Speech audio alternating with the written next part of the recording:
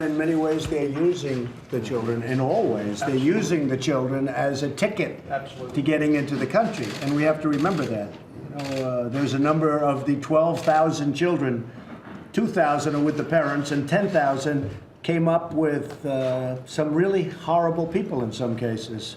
You have the coyotes, you have the traffickers, the human traffickers, not only drug traffickers, but you have the human traffickers, and they use these children as passports to get into the country.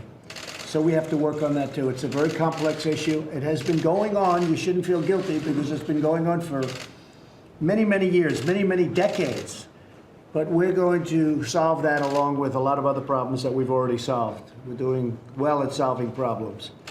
You know, when I became president, we had North Korea, we had the Iran deal, which was no good, we had lots of problems with trade and bad trade deals. There are a lot of things that we solved and we're solving that, in theory, I shouldn't have had to solve.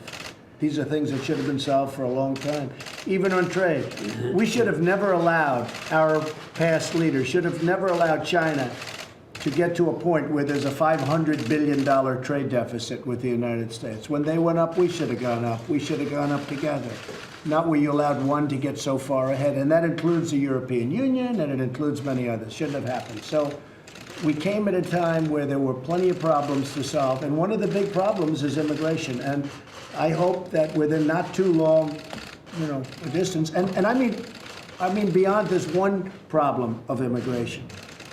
You can mention the word comprehensive, or you don't have to use it. A lot of politicians don't like the word comprehensive immigration reform, but I really think we have an opportunity to do the whole immigration picture, and that's what I'm looking to do ultimately. But right now we want to fix this problem, and I think we'll be able to do that. Does anybody else, David, you want to say something? Well, Mr. President, the last year and a half has shown an absolute turnaround in this economy. I mean, we were faced with 8 years of 1.9% economic growth. We focused on, as John said, regulation, energy, taxes. This year we put a Dodd-Frank bill, a bipartisan bill, and we freed up a couple $1 trillion. So what this administration has done is freed up $6 trillion to go back in the economy. This is real jobs, 3.5 million new jobs, 870 regulations reversed. This economy is moving. The rest of the world's paying attention. NATO has doubled their investment in terms of their military spending. We have a new free trade agreement with Korea. We're heading in the right direction. I just hope that we can focus on the priorities right now within this trade equation to get equal access. It's not right when Alibaba can do cloud computing in the US and Google can't do cloud computing in China. And that's what this is all about. We've reduced global poverty by 2/3 in the last 40 years, while poverty in the United States has remained flat. That's not right, and this is moving to change that. Yes.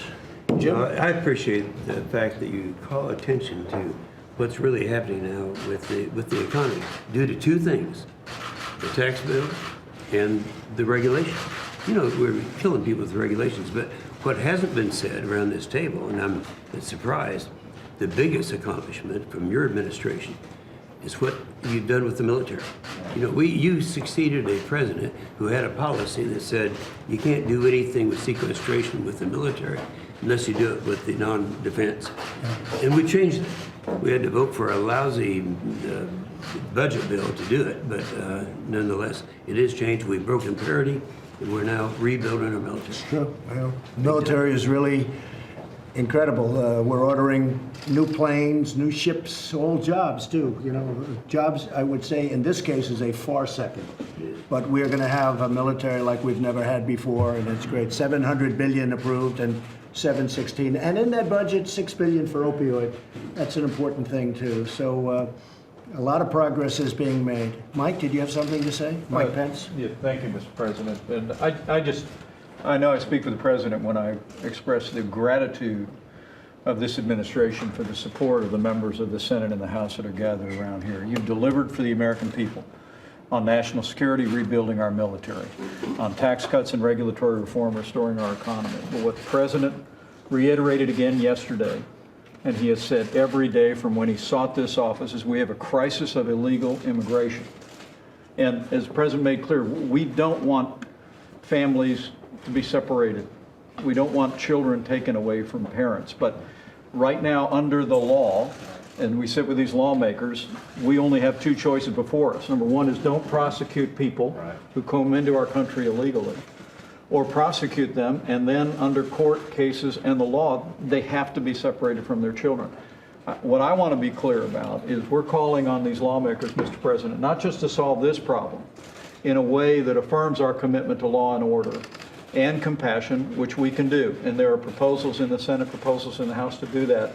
But the President's vision, articulated in his State of the Union address, was let's solve the whole problem. Let's build a wall, let's close the loopholes, let's solve the problem for 1.8 million people that were brought into this country through no fault of their home, and let's deal with law and order and compassion with this issue of family separation at our borders. And I would say, with great respect to the members of Congress, as the House considers legislation tomorrow, the Senate's considering legislation, the President has postponed the congressional picnic, we're calling on Congress to act. Let's roll our sleeves up, let's work the whole problem, let's end this crisis of illegal immigration. Hey there, thanks for checking out CNBC on YouTube. Be sure to subscribe to stay up to date on all of the day's biggest stories. You can also click on any of the videos around me to watch the latest from CNBC. Thanks for watching.